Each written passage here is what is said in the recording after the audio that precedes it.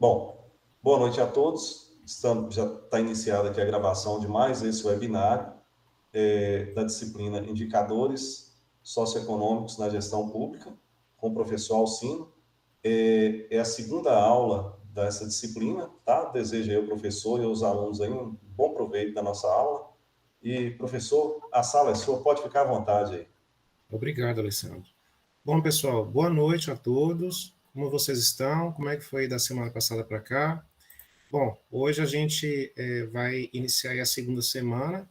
Na semana anterior, nós conversamos sobre a parte 1 dos conceitos básicos sobre indicadores sociais, onde trabalhamos a caracterização histórica dos indicadores sociais, os conceitos e medidas dos indicadores sociais e também foram disponibilizadas duas atividades. A atividade aplicada, que vocês têm o objetivo de entregar até o final da disciplina, e o fórum de discussão 1, né, que vocês estavam tinha um prazo para discutir até ontem, algumas pessoas ainda permanecem à discussão, mas hoje a gente inicia a nossa segunda semana, que é a segunda parte desta unidade do caderno didático, são os conceitos básicos sobre indicadores sociais. Essa semana 2 ela vai aí do dia 28 de fevereiro hoje até o dia 6 de março, na segunda-feira que vem, e o grande objetivo desta semana é fazer algumas considerações metodológicas sobre a construção, busca e seleção dos indicadores sociais para a elaboração de diagnósticos socioeconômicos. Vocês viram aí na semana passada para cá as questões históricas dos indicadores, como eles surgiram e qual a importância desses indicadores ao longo da história do Brasil, principalmente, do mundo e do Brasil, e viram também a existência de alguns indicadores, e agora nós vamos conversar sobre a importância das considerações metodológicas acerca desses indicadores. Bom, quando se fala de indicadores e os diagnósticos socioeconômicos, que é exatamente essa unidade que a gente vai trabalhar essa semana, a gente entende que um diagnóstico socioeconômico que se preze, ele precisa ser útil e propositivo. Pessoal, só um adendo, caso vocês queiram falar, eu estou com a apresentação aqui na tela maximizada, eu posso não visualizar vocês aí no vídeo, tá? Então, por favor, abra o microfone, me pergunte, não tem problema, pode interromper, eu quero conversar com vocês, eu quero explanar, mas gostaria de ouvi-los também, caso tenham dúvidas, tá bom? Caso tenha alguma observação, caso tenha alguma experiência que vocês queiram trazer, pode interromper e a gente conversar, combinado? Bom, então vamos lá. Quando se fala de um diagnóstico socioeconômico que se preze, a gente precisa entender que esse diagnóstico precisa ser útil e propositivo para as políticas públicas. Bom, deve se caracterizar como estudo da situação social de uma determinada população. Esse diagnóstico, ele geralmente tem textos descritivos ou analíticos, tabela de dados, cartogramas e indicadores específicos. Quando você fala em textos descritivos ou analíticos e tabela de dados, acredito que todos vocês já tenham se deparado em algum momento com esse tipo de texto e com tabelas. Isso é mais tranquilo. Agora, quando se fala em cartogramas, eu trouxe um exemplo aqui para vocês. O que seria um cartograma? Muita gente pode não saber o que é. Mas um cartograma é basicamente um gráfico em formato de mapa, onde você consegue visualizar, por meio de cores ou visualização de figuras diferentes, você consegue visualizar algumas informações. Igual, por exemplo, aqui nós temos a distribuição dos biomas aqui no Brasil. Você pode também ter a distribuição aí da taxa de evasão escolar pelo Brasil, saber que na região tal, região sudeste, na região norte, região sul, qual é o nível de evasão escolar. Geralmente, matérias jornalísticas, reportagens jornalísticas usam muito esse tipo de cartograma. Eles conseguem fazer uma representação visual e mostrar como é que é a distribuição de determinado indicador, determinada informação em cima de um mapa, pode ser do Brasil, da América do Sul, mundial, enfim. É muito comum em reportagens. Então, cartograma, para quem ainda não sabe, é isso. E os indicadores específicos são esses indicadores que nós estamos conversando desde a semana passada e agora a gente também está aprofundando cada vez mais. Então, quando se fala em diagnóstico que vai caracterizar a situação social de determinada população, ele precisa conter esses tipos de características, né? Quando a gente fala que um diagnóstico precisa ser propositivo para as políticas públicas, a gente está querendo dizer que ele precisa conseguir levar a algum propósito, né? Como o próprio nome, né? Como a própria expressão diz, o propositivo ele precisa levar a algum propósito, diferente de diagnósticos que têm escopos mais gerais. Por exemplo, aqui na tela nós temos um exemplo de um programa estadual de qualificação profissional do Estado de São Paulo. Esse foi um diagnóstico propositivo, no sentido de que, na primeira etapa, ocorreu uma análise do público alvo a entender, foram feitos levantamentos aí de indicadores para entender esse público-alvo. Posteriormente foi feito o levantamento para levantar indicadores relativos à economia regional.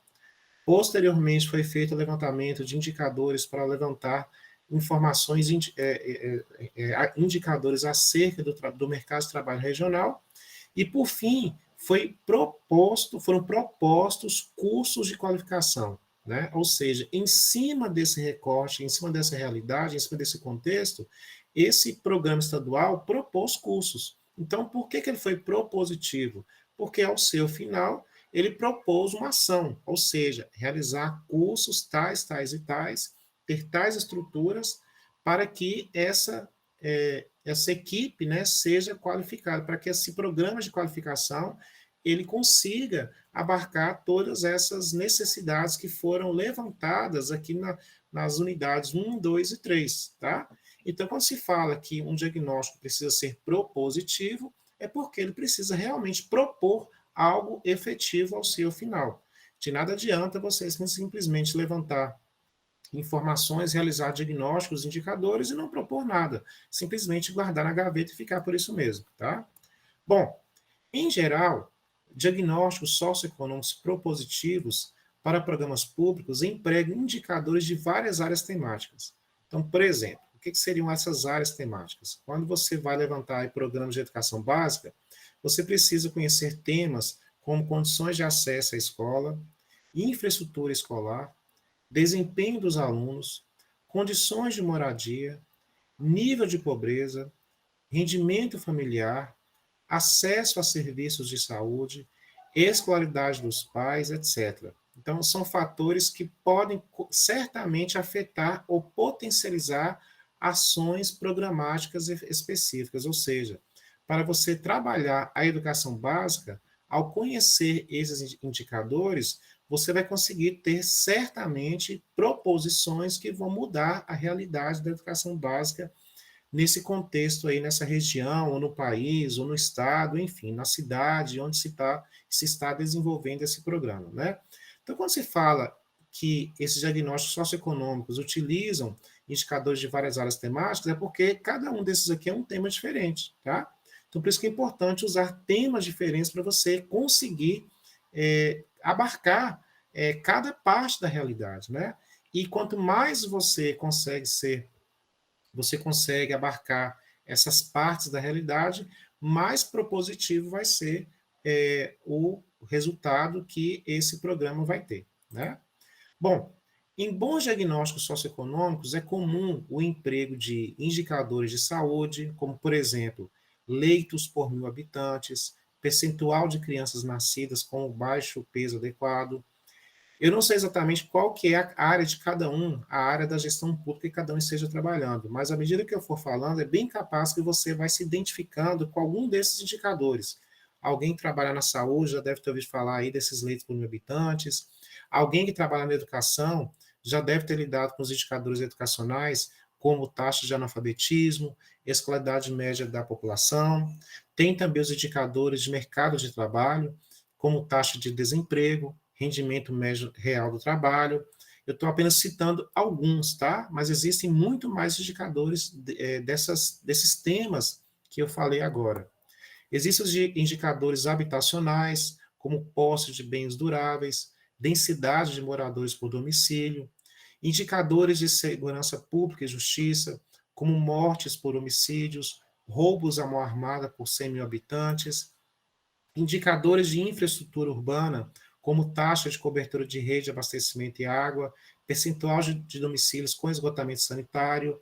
Tem também os indicadores de renda e desigualdade, como proporção de pobres, o índice de Gini, O índice de Gini, eu chamo a atenção que ele é um instrumento para medir a concentração de renda em determinado grupo, tá? Bom, além desses indicadores multitemáticos que eu citei agora há pouco, também existem o que a gente chama de indicadores demográficos. Eles também fazem parte desses diagnósticos socioeconômicos, né? Esses indicadores demográficos, eles permitem apresentar o crescimento populacional passado e as projeções demográficas futuras. Essas tendências, essas projeções, essas tendências têm impacto sobre a demanda de vagas escolares, postos de trabalho, vacinação, atendimento de idosos. Por exemplo, aqui na nossa tela, nós temos a evolução da população total segundo os censos demográficos e projeção do Brasil. Em 100 anos, de 1950 a 2050. Bom, o passado já existe, já tem um registro, né? Então, no passado, aqui em 1950, o Brasil tinha ali cerca de 60 milhões de habitantes. Com o passar dos anos, a gente vê que a curva foi crescendo. Aí, em 2020, nós estamos aqui em 2023, por aqui, né? No gráfico está 2020, você pode observar que está ali mais ou menos ali em 215 milhões. Olha, é mais ou menos aqui, se você olhar aqui no gráfico, tá batendo. Aqui hoje, eu verifiquei hoje, tá? Existe um placar, uma espécie de placar no site do BGE, e no momento que eu printei a tela às 9h35 da manhã, tinha 215.774.568 habitantes no Brasil, né? Então, a partir de 2023, nós temos então uma projeção, né?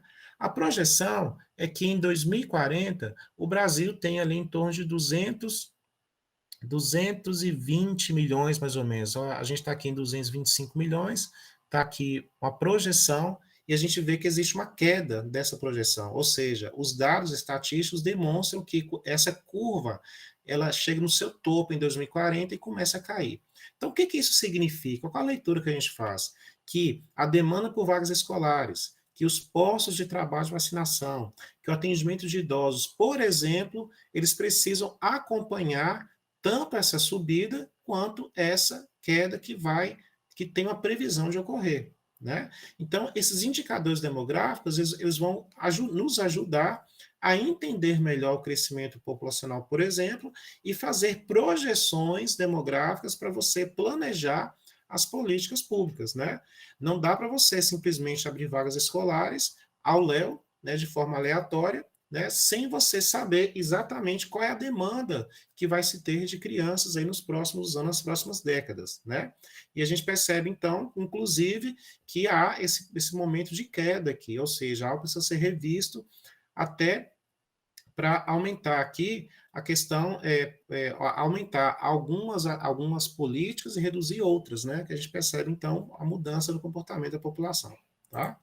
Bom, a partir dessa escolha, né, ou seja, a partir dessa etapa de escolha dos indicadores, seja ele multitemático, seja ele demográfico, né, a gente precisa, então, compreender onde buscar esses indicadores, essas informações. Quais são as fontes e pesquisas indicadas que você está buscando para balizar as políticas públicas que você está desenvolvendo, né? Então, ocorre a combinação de dados estatísticos de várias fontes e pesquisas, e isso pode parecer tão simples, mas pode ter algumas dificuldades à primeira vista, né? Então, por exemplo, nós temos aqui a taxa de mortalidade infantil. A princípio, quando você olha aqui a forma, nós temos aqui que a taxa de mortalidade é a quantidade de óbitos de crianças com menos de um ano dividido por nascidos vivos ao ano, vezes 1.000. A princípio é simples, ou seja, basta você informar a quantidade de crianças que faleceram com menos de um ano e informar a quantidade de nascidos vivos no ano. No entanto, a gente se depara com outro problema. Existe uma tradição no Brasil de subregistro de óbitos infantis e registros atrasados de nascimentos em boa parte dos municípios. Então, esse problema, a princípio, é uma informação que é um indicador fácil de se conseguir, mas quando você consegue o número, existe esses problemas de ter o subregistro de óbitos e atrasos no registro de nascimento. Então, isso vai comprometer o indicador. Então, se você realiza políticas públicas em cima desse indicador, ele pode não refletir a realidade, porque a fonte ainda não consegue ter essa peridiosidade, gaguejei um pouco, mas não consegue ser tão recorrente como deveria ser. Então, você se estabilizando por esse indicador acaba comprometendo a proposição de políticas públicas. Então, a qualidade da informação, a qualidade da fonte precisa ser revista nesse caso aqui. Então, é muito importante que você tenha certeza absoluta que as informações estejam sendo buscadas de fonte séria, de fonte que é recorrente, de fonte que alimenta realmente a base de dados. Tá? Bom, pode haver uma medida pouco confiável, né, levando a orientações equivocadas, como citei agora há pouco, análise de condições de saúde equivocada, análise de condições de vida de forma equivocada, e, consequentemente, leva-se à tomada de decisões errôneas sobre programas e ações a se desenvolver. Se não se tem um bom conhecimento técnico das fontes e dados em determinada área social, é melhor empregar indicadores já utilizados anteriormente por instituições de credibilidade. Pior do que não ter nenhuma informação para uma determinada dimensão da realidade social é ter um dado pouco confiável que conduza a decisões equivocadas. Então, pessoal, se você está trabalhando com um indicador aí inovador, um indicador diferente que você criou ou que tem alguém utilizando, e se você percebe que a fonte está ali com pouco confiável, é melhor você abrir mão e partir para um indicador já com mais credibilidade, de instituições aí que já utilizam há alguns anos, que foram validadas por essas instituições, onde foram validadas as suas fontes, e aí você consegue conduzir com os indicadores mais tradicionais. Bom, existe um conjunto de instituições de credibilidade que já disponibilizam indicadores já computados em diversos níveis territoriais e com considerações metodológicas sobre essas medidas. Então, a metodologia daquele exemplo que eu dei agora há pouco, foi pouco confiável, né? Então, se é pouco confiável, você deve abrir mão e buscar ter fontes com maior credibilidade. Bom, quais são essas fontes, né? Nós temos aí o famoso IBGE, que o endereço é esse daqui, isso está lá no caderno didático, tá, pessoal? Então, lá vocês vão ver que tem os endereços, caso vocês ainda não tenham conhecido. Lá você vai ter síntese de indicadores sociais, indicadores de desenvolvimento sustentável, indicadores sociais municipais, cidades, estados, países. Você também tem o IPEA, que é esse endereço aqui, onde você vai ter o IPEA Data, o Radar Social, o relatório de acompanhamento dos ODM ou ODS, que não mudou, o PNUD, você vai ter lá o aplicativo Atlas de Desenvolvimento Humano, Relatório de Desenvolvimento Humano, você vai ter também o Ministério da Saúde, onde vai ter o DataSUS, onde você vai conseguir indicadores e dados básicos, cadernos de informações municipais, o portal ODM, que agora é ODS, tá?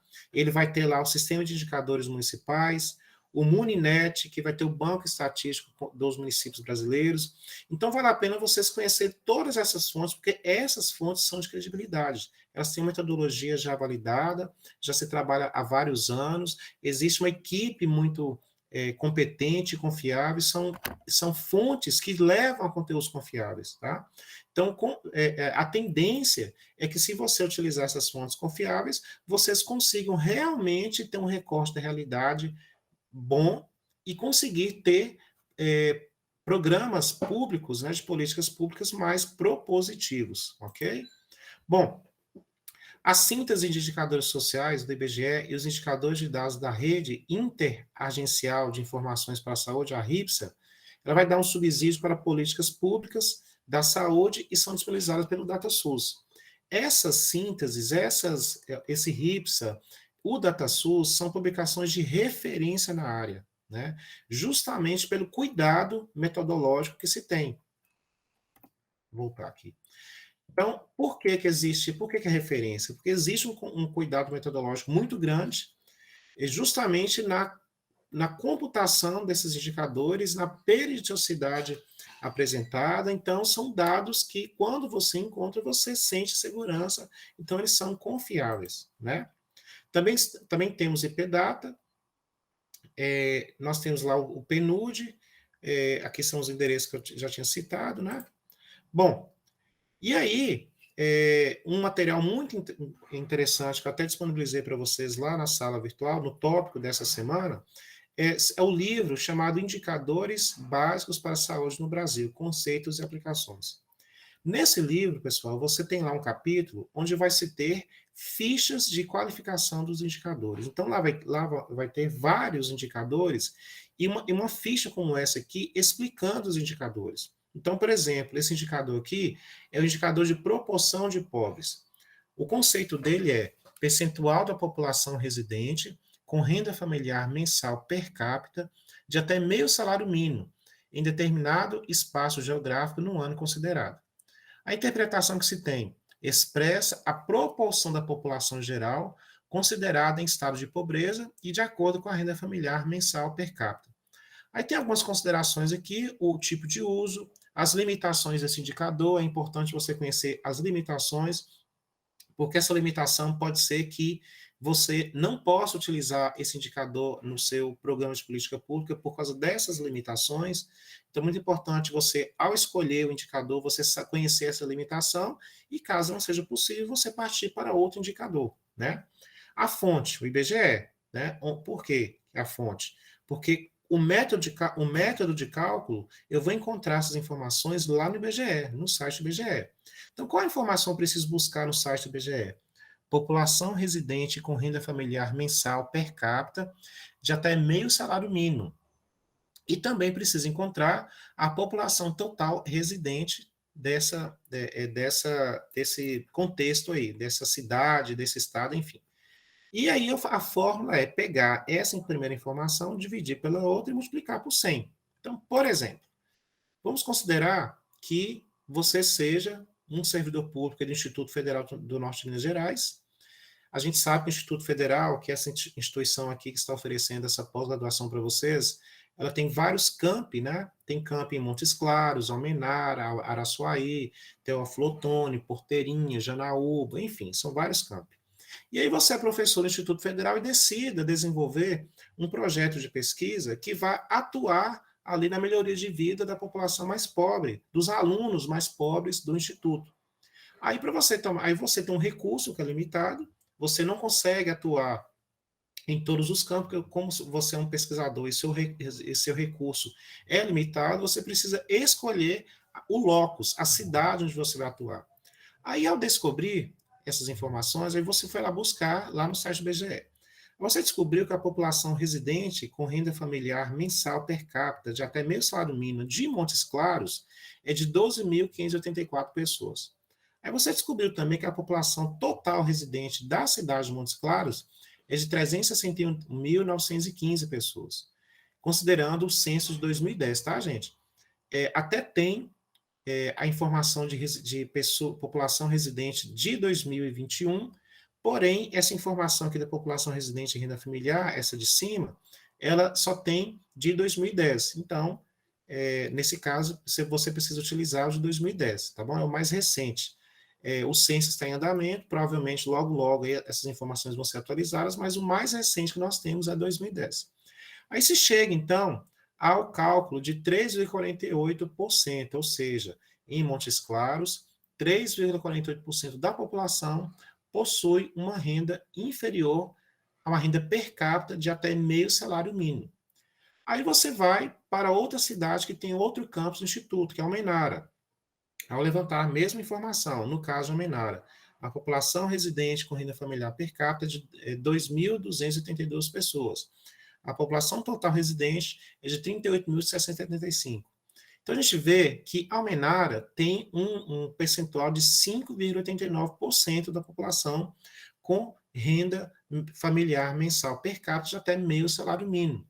Então, a gente percebe, então, que comparando Montes Claros com Almenara, Montes Claros vai ser a cidade eleita para se fazer a intervenção de alguma política pública, de algum projeto ali, que vá colaborar para a população mais pobre. Então, de uma forma bem prática, é isso. Você vai pegar ali esse indicador, verificar a sua conceituação, verificar a sua fórmula, a sua fonte, se você tem acesso a essa fonte, o site do IBGE, todos nós temos acesso. Se você, quando você pesquisa, você vai achar essas informações aqui no site do IBGE e a gente consegue chegar, então, a esses indicadores. Inclusive, no fórum de discussão, eu pedi para vocês fazerem justamente isso.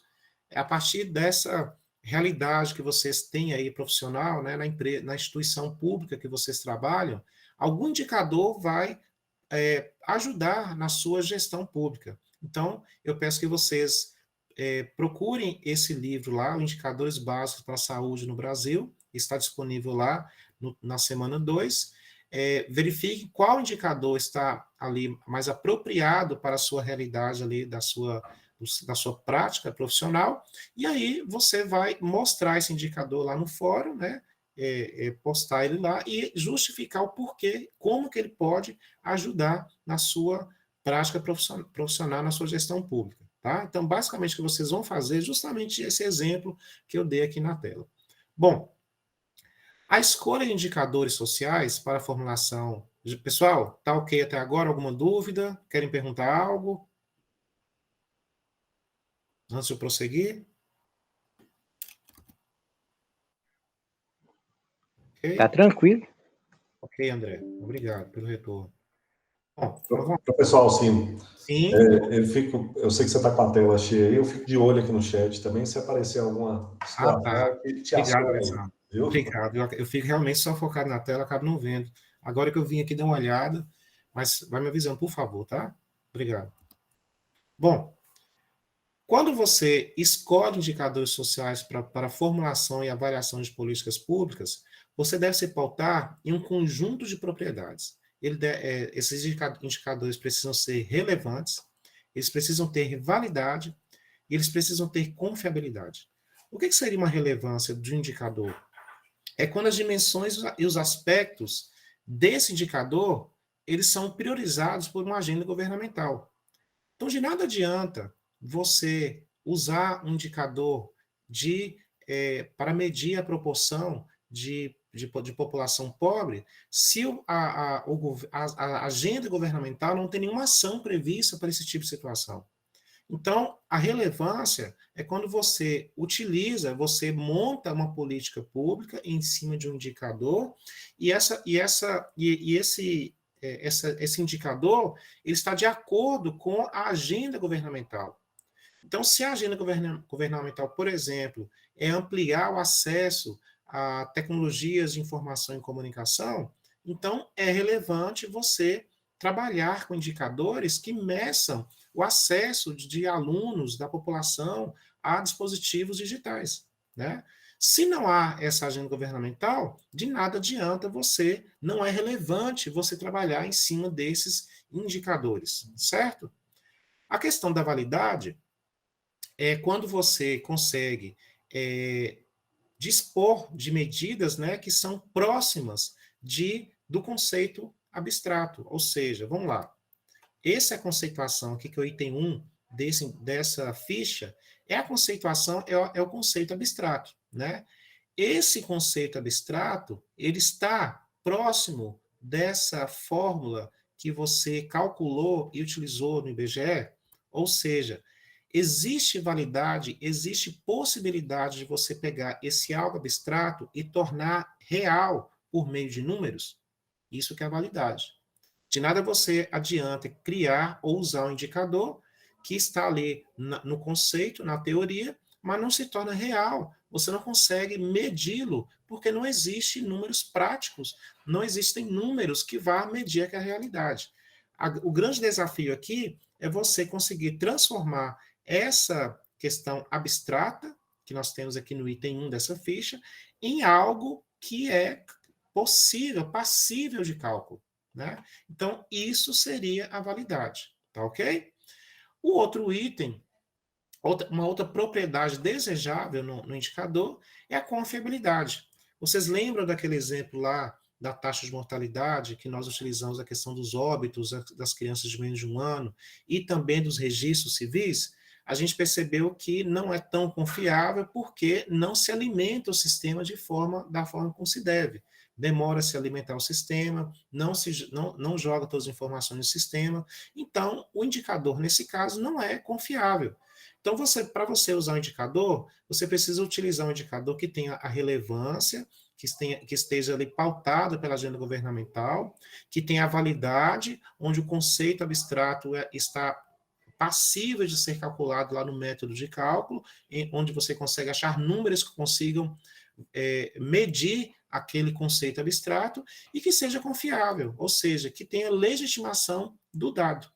Com essas propriedades aí, você consegue, então, ter um indicador com qualidade. Você consegue ter um indicador onde as propriedades são desejáveis. Esses atributos que eu citei, eles podem ser melhor avaliados para indicadores analíticos, tornando-os preferíveis em relação aos indicadores sintéticos. Mas o que seriam os indicadores analíticos e os indicadores sintéticos, professor? Vamos lá. Taxa de evasão escolar, taxa de mortalidade infantil, taxa de desemprego, são exemplos de indicadores analíticos, ou seja, você consegue analisar questões sociais, tanto no campo da educação, da saúde, do mercado de trabalho. O indicador sintético, ele consegue resumir, ele consegue sintetizar algo como, por exemplo, desenvolvimento humano. O desenvolvimento humano, o IDH, o Índice de Desenvolvimento Humano, ele usa várias dimensões e cria um indicador para você saber que aquela cidade, aquela região, aquele país, aquele estado, ele está num nível de desenvolvimento humano aquém, pequeno ou maior do que outros, né? A gente, por exemplo, se a gente pegar o IDH aí de algumas cidades do Vale do Jequitinhonha, a gente percebe que o IDH são os IDHs mais baixos do Brasil em relação a outras cidades mais ricas do território brasileiro. Vocês podem depois comparar, tá? Você vai ver que o IDH é menor em relação a outras cidades aí da região sul, de Minas, da região sudeste, né? Você vai conseguir perceber nitidamente esse IDH. Então, o analítico, gente, ele não sintetiza, você vai analisar ali a evasão escolar. Então, ele é analítico porque permite analisar a evasão escolar. Ele não sintetiza algo, né? E o sintético não. O sintético consegue congregar várias dimensões e sintetizar. Por exemplo, o IDEB, que é o Índice de Desenvolvimento da Educação. O pessoal da educação básica aí deve conhecer bem esse indicador, né? Esse índice aí. Ele vai utilizar diferentes dimensões empíricas da realidade em um só indicador, né? E aí, por exemplo, o último IDEB, são uma reportagem da revista Exame dizendo o seguinte: IDEB fica estável, de um ano para o outro ele ficou estável, mas a aprendizagem retrocede com pandemia, ou seja, o indicador demonstrou que ele foi estável, mas dentro dele lá tinha algum ponto sobre a aprendizagem que falou que os alunos, durante a pandemia, retrocederam o seu aprendizado em relação a ano anterior, fora da pandemia. Então, com esse indicador, você consegue claramente, por exemplo, tomar medidas para que a aprendizagem dos alunos melhore no pós-pandemia. A gente viu uma realidade aí que os alunos estiveram aí durante o lockdown, né, nós, professores e alunos, estivemos trabalhando de forma remota, e aí a aprendizagem ficou comprovada que a aprendizagem na educação básica não envolve a questão superior, o ensino superior, mas na educação básica houve uma queda na aprendizagem, o que leva os professores a tomarem medidas para tentarem sanar essa deficiência que ficou com os alunos, que voltaram aí, por exemplo, um aluno que no ensino médio, que está aí prestes a tentar vestibular, como é que se resolve a situação desse aluno que esteve na fase final do ensino fundamental durante a pandemia e retorna no ensino médio com essa deficiência de aprendizado? Então, a Secretaria de Educação do Estado de Minas, por exemplo, precisou tomar medidas para que esses alunos tenham alguma forma de melhorar essa deficiência. As escolas particulares, né, precisaram tomar algumas medidas. Então, isso resume várias dimensões, né, sintetiza. Então, a diferença de indicador analítico para o sintético seria basicamente isso, tá? Bom, os indicadores, sejam eles analíticos ou sintéticos, eles podem ser instrumentos úteis para o gestor.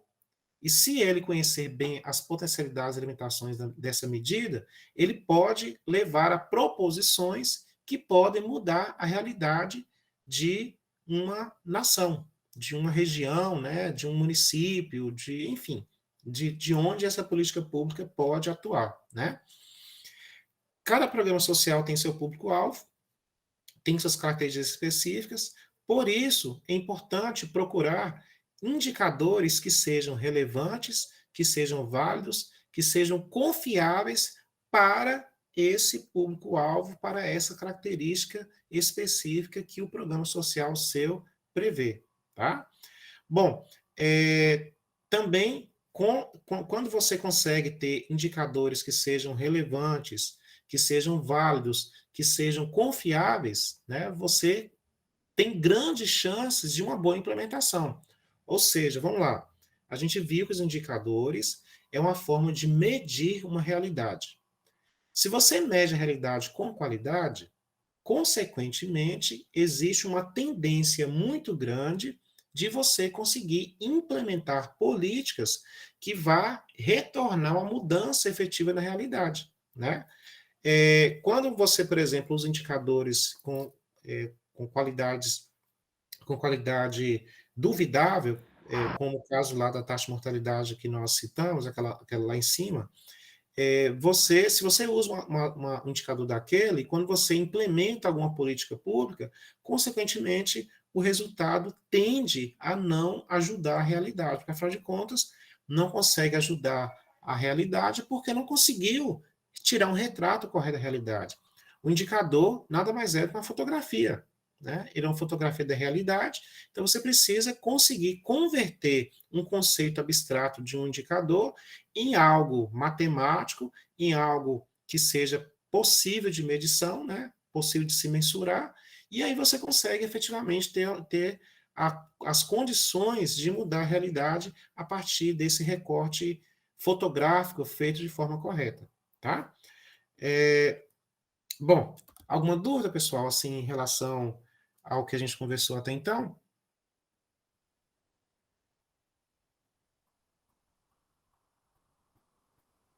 No chat aqui ninguém manifestou não, professor, tá tranquilo. Ok, então tá. Então vamos lá. Antes de eu prosseguir para explicar aqui esse fórum, eu quero trazer para vocês aqui o livro que vocês vão se debruçar nele nessa semana, tá? Vou colocar aqui na tela para vocês.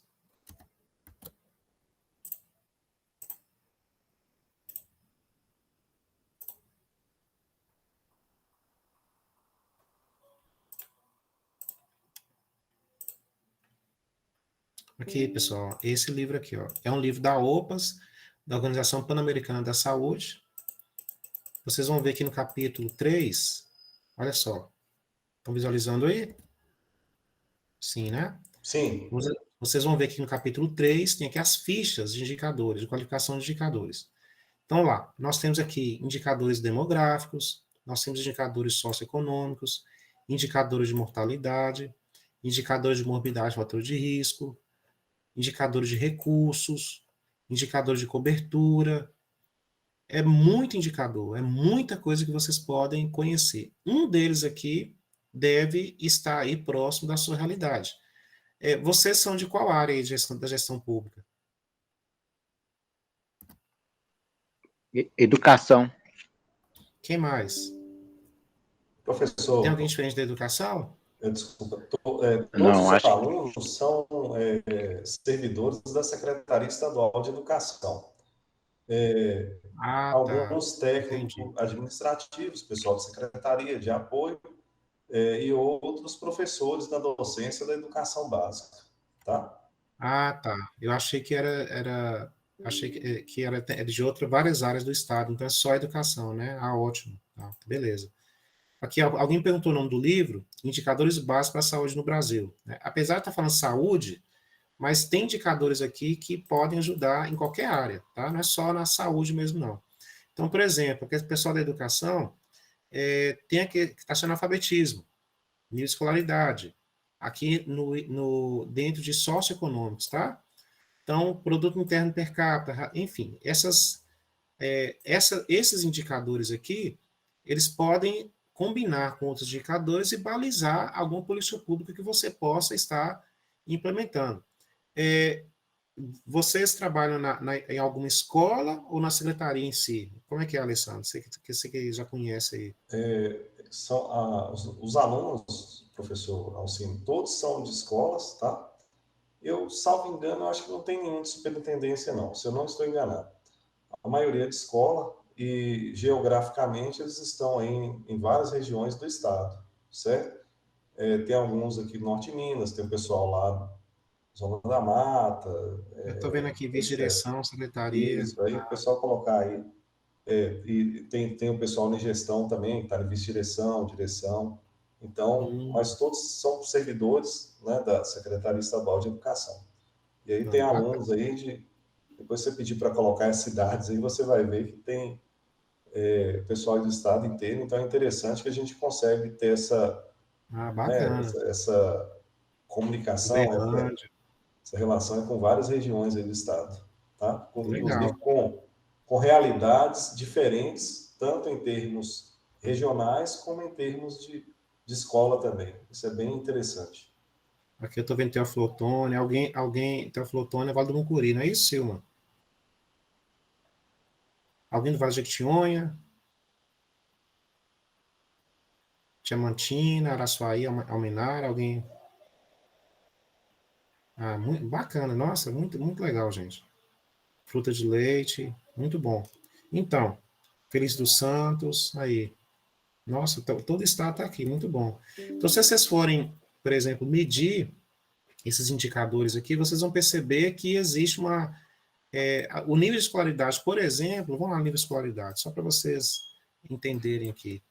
Vocês vão perceber que existe uma variação muito grande e existe alguma relação com a renda, por exemplo. Né? Vocês podem fazer essa comparação e chegar a algumas conclusões que podem colaborar ali de uma forma, às vezes, assim, a taxa de escolaridade melhora não só com a oferta de cursos, né? Mas, por exemplo, a permanência de alunos na escola, de alguma forma, a questão da renda pode colaborar. Então, vocês podem descobrir algumas variáveis, algumas informações que podem ajudar nesse indicador, né? E, consequentemente, você atuar com uma política pública diferente. Então, quem sabe vocês têm uma ideia bacana, uma ideia criativa aí que vocês possam desenvolver uma política pública que seja diferente aí do que já existe, né? Então, vocês talvez possam levar algo diferente aí. Nisso, qualidade, por exemplo, olha só, conceituação. Distribuição percentual da população residente de 15 e mais anos de idade por grupos de anos de estudo em determinados espaços geográficos não considerados. A fonte é o IBGE, que é a Pesquisa Nacional para a Amostra de Domicílios. E qual a forma de cálculo? Então, o número de pessoas residentes de 15 e mais anos de idade por grupo de anos de estudo dividido por população total residente dessa faixa etária. Ou seja, se você for lá no site do IBGE, você vai encontrar algo que não tem exatamente essa variável, não, tá, gente? Porque isso aqui a gente acaba chamando de variável, né? Essa variável número de pessoas, variável população total residente. Você vai lá no Excel, vai jogar lá esses números de cada cidade. Vamos supor, você quer pegar toda uma região, vamos supor que você quer pegar todo o norte de Minas, que é onde eu estou aqui no momento. São 86 municípios do norte de Minas Gerais. Aí você relaciona ali os 86 municípios, você consegue esse número aqui de cada município, joga no Excel, consegue a população aqui de cada município, e aí você vai ter lá todo o resultado desse indicador, e você pode montar um gráfico, montar um cartograma, e em cima disso você vai conseguir traçar ou até combinar com outros indicadores aqui desse livro, que você pode conseguir e jogar lá no Excel, fazer combinações, e você pode chegar, por exemplo, a algo novo aí, que você pode criar uma política pública que vá levar a um resultado mais efetivo. O fato é que essa fonte aqui, olha só, ela é confiável, o IBGE é uma fonte confiável. É relevante? Não sei dizer, vai depender muito de quê? Vocês precisam conhecer qual é a agenda governamental de onde nós estamos inseridos. No caso nosso, nós estamos inseridos no estado de Minas Gerais, né? Qual é a agenda governamental para o estado de Minas para a educação em termos de nível de escolaridade? Então, vocês que estão nas escolas, provavelmente vocês sabem qual é essa agenda. Qual que é a agenda do município? Talvez também esses municípios também precisam, dependendo da situação, vocês precisam conhecer a agenda desse município. Mas dependendo da atuação, o estadual já basta, né? E se aí você descobre se é relevante, né? E aí, para saber se tem validade, é saber se essa conceituação que vocês estão aqui utilizando, se esse conceito abstrato, ele consegue ser efetivamente convertido em um cálculo, então, ok, ele é válido. Todos esses indicadores desse livro aqui, gente, de cara já falo para vocês, são válidos, né? Já são, se você observar as fontes deles, são fontes aí, geralmente do IBGE, do PNAD, então são válidos. Então, essa questão da validade aqui já está resolvida, né? Agora, a questão da relevância, a questão a confiabilidade também, aqui existe a confiabilidade dos dados, é tranquilo, aí você basta saber sobre a relevância, né? Se realmente está pautada na agenda governamental, no caso do Estado de Minas Gerais, tá? Ok? Ficou claro, gente?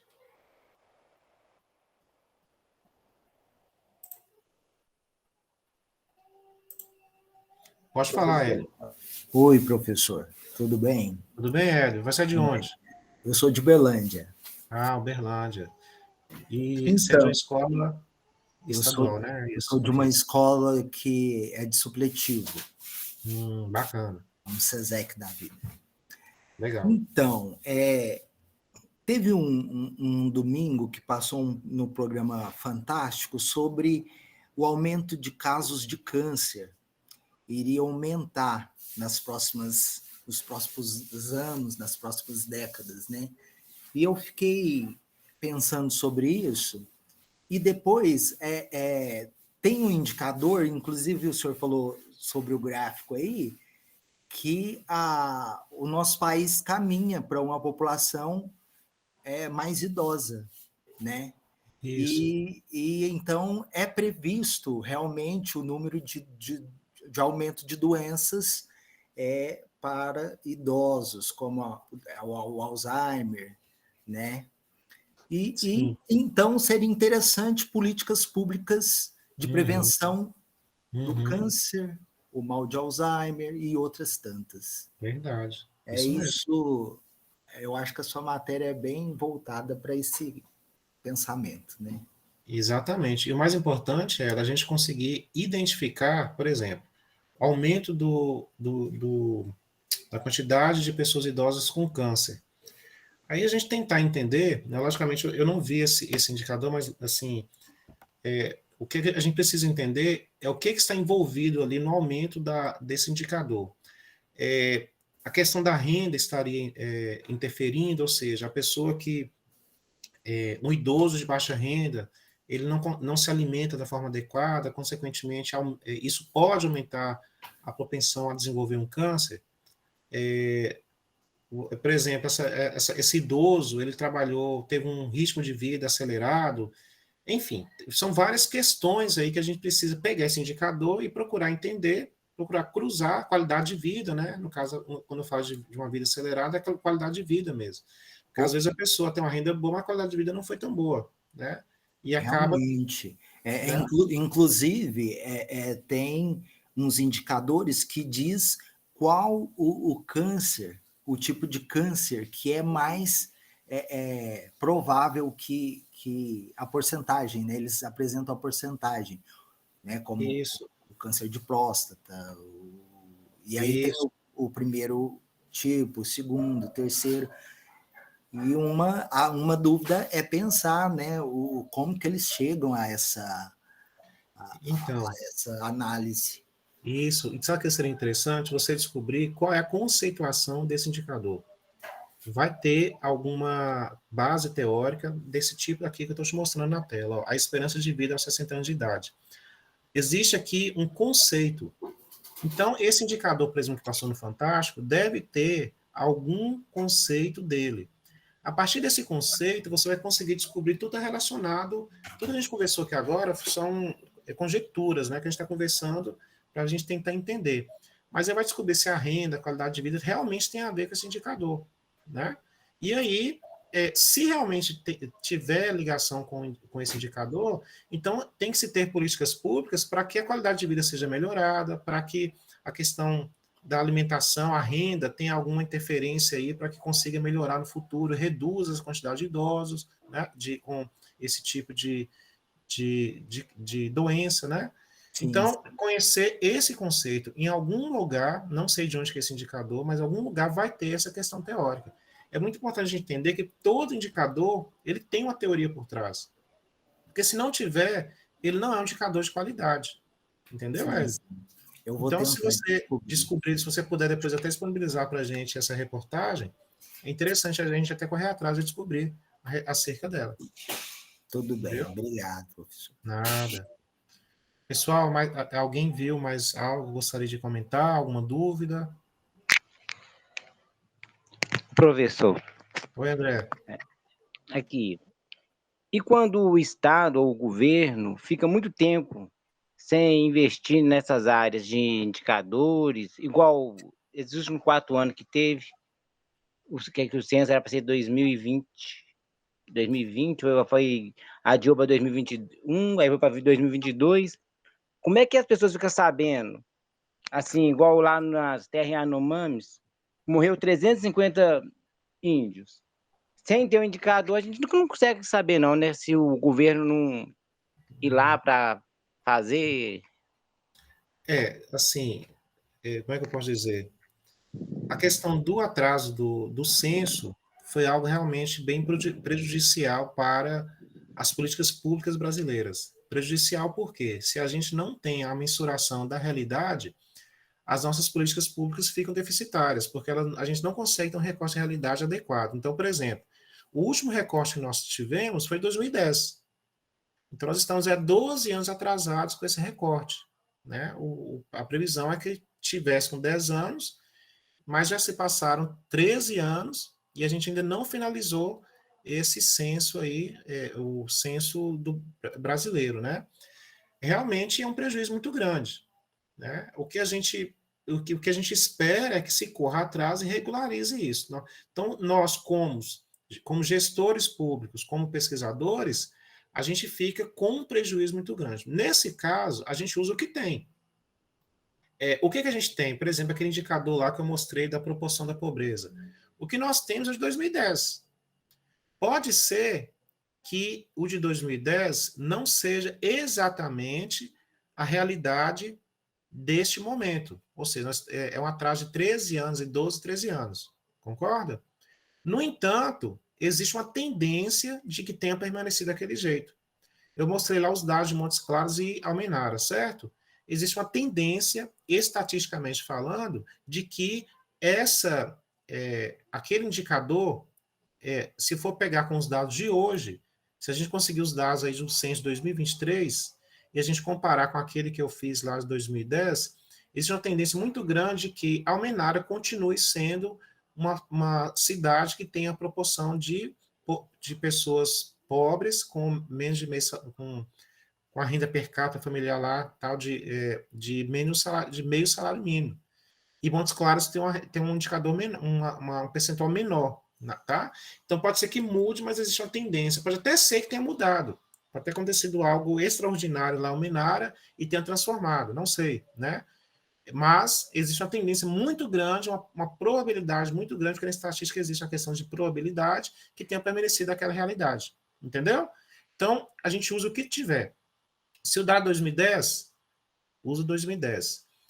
Eu participei de uma pesquisa na Anatel e lá a gente fez isso. A gente tentou pegar o dado mais recente possível. Tem hora que não é possível. Censo mesmo 2010, não tem jeito.